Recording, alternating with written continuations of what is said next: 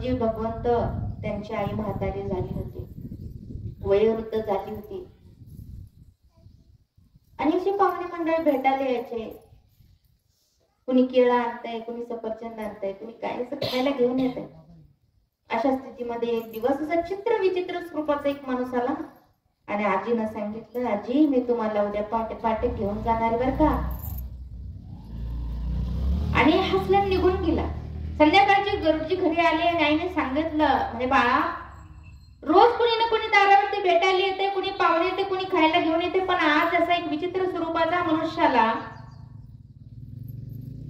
त्याचे असे केस वाढलेले होते, अकराळ विक्राळ असं रूप होतं, दोन दात असे ओठाच्या खाली निघलेले होते, शिंग होते त्याच्या डोक्याला आणि तो फक्त माझ्याकडे पाहून हसला. मला म्हटलं, आजी तुम्हाला उद्या पहाटे घेऊन जातो बर का. कोण असावं बरं हा, मला काय ओळखायला नाही बाबा आला. पण गरुडजींनी बरोबर लक्षात आलं त्यांच्या, ते म्हटले हा यमाचा दूतच असावा आणि माझ्या आईला घेऊन जाणार आहे. मग एक काम करतो, माझी आई जर आज इथं आहे आणि इथं जर ते ह्या गावात समजा तुम्हाला शेजारी गणेशवाडी का पुरा गणेशवाडी, समजा आजीला जर गणेशवाडी मध्ये यमदूत घ्यायला येणार आहे, पण गरुडजींनी विचार केला गणेशवाडी मध्ये यमदूत येणारे पहाटे 5 ला, मग जर माझ्या आईचा 5 तास मी इथून हलवला दुसरीकडे नेऊन ठेवली तर मग काय होईल, यलपटा घालून निघून जाईल असं कुणाला वाटलं. हा आणि मग त्यांनी काय केलं, आईवरच प्रेम, आई माझ्या पंखांवरती बस. गरुडजींनी पंखावर बसवलं, आई पॅन करून बस बर का. पण हो रात्रभर मुक्काम केला का, तर पहाटे 5 ला यमाचा दूत माझ्या आईला घेऊन येणार आहे. रात्रभर भ्रमण केलं, 7 समुद्राच्या पलीकडे आई नेऊन ठेवली, उतरवलं आईला.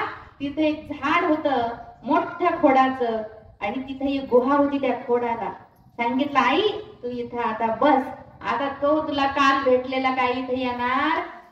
असं म्हटल्या म्हटल्या जो काल गणेशवाडीत भेटलायला आला ना आजीला, तो तिथंच उभा. राम राम गरुडजी.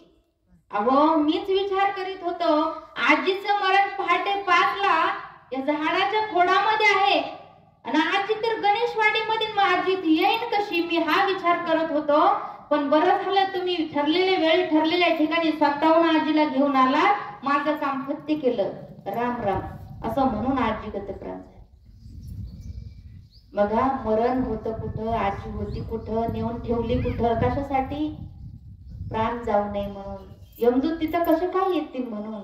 पण ठरलेल्या वेळी ठरलेल्या ठिकाणी मृत्यू हा निश्चित असला ना, तिथं माणूस जातो आणि मृत्यू हा येतोच. ही 4थी गोष्ट मृत्यू. आणि 5वी आहे अन्न, कर्मानुसार आहे या वस्तू